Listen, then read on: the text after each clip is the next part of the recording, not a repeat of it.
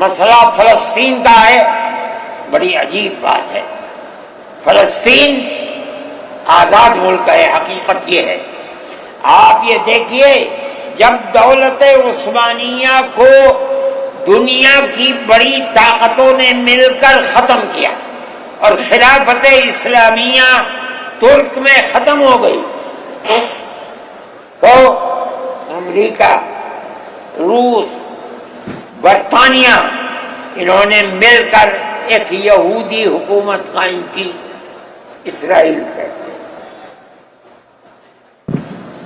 اس کی ایک حدود اربع تھی،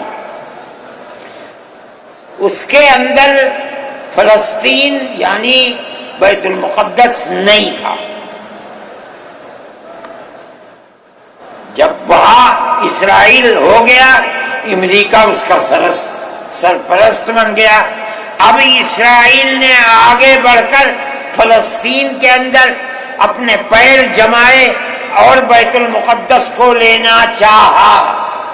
نتیجہ یہ ہوا کہ جب وہی اردن کے اندر اور بیت المقدس پر بھی قبضہ کیا اور اس کے ساتھ ساتھ فلسطینیوں کو غلام بنایا۔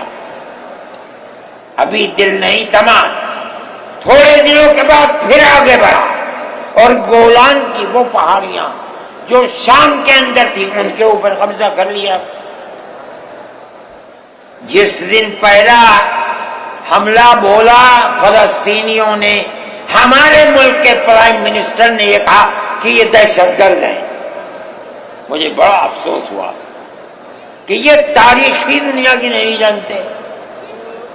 ایسا لگتا ہے جیسے ہی انہوں نے دنیا کو دیکھا ہی نہیں۔ میں نے اعلان دیا، میں نے یہ کہا کہ جو یہ کہتے ہیں کہ یہ دہشت گرد ہیں، اگر یہ دہشت گرد ہیں اور غلامی کی زنجیروں کو توڑنا یہ دہشت گردی ہے، گاندھی جی بھی دہشت گرد تھے، نہرو بھی دہشت گرد تھے، ہمارے اکابر بھی دہشت گرد تھے۔ یہ ایسی بات ہے جس کی کوئی تعویل نہیں ہو سکتی۔ اللہ کا فضل ہے، اس کے بعد سے آج تک کبھی یہ نہیں کہا گیا کہ دہشت گرد ہے۔ لیکن مجھے افسوس ہے، میں نہیں مانتا ہوں اس بات کو، لیکن ہندوستان کی یہ غلط پالیسی اگر ہے، میں گیا عرب، میں نے لوگوں سے سنا کہ ہندوستان کا بارود فلسطینیوں کے مارنے کے لیے اسرائیل میں ہو رہا ہے استعمال۔ کہنے والوں نے کہا کہ ہندوستان کے فوجی بھی اسرائیل کے ساتھ لڑ رہے ہیں۔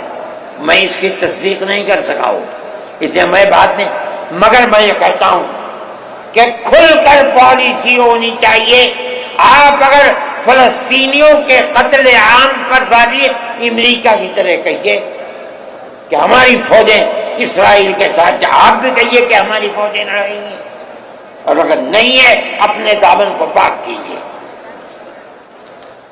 میں یہ سمجھتا ہوں کہ اس طرح کا قتل عام کہ ساری دنیا ایک طرف کھڑی ہوئی ہے، لیکن یہودی طاقت کے ساتھ کیونکہ سر پر امریکہ ہے، تجویز آتی ہیں اسرائیل کے، نہیں، اسرائیل کے خلاف نمبر 2 پر ہے۔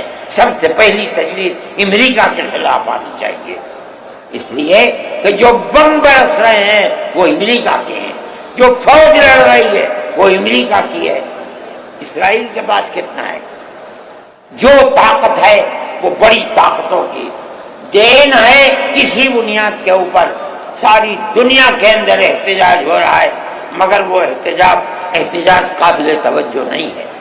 جمعیت علماء ان مسائل کو سمجھتی ہے، ہم نے اپنی بات آپ سے کہی ہے۔